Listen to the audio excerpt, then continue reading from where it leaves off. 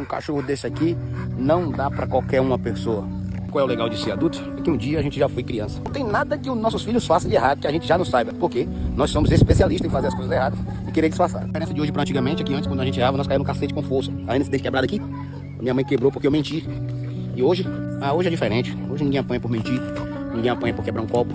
Ninguém apanha por passar na frente da mãe quando ela tá conversando com a vizinha.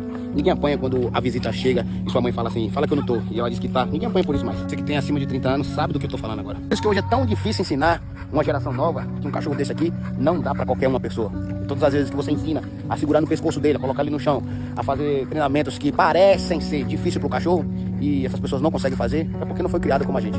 Então por isso vai se tornar uma pessoa fraca. Mas você que recebe nossos conselhos e aplica isso, você se tornará uma pessoa forte e terá um cachorro 100% forte que te obedece.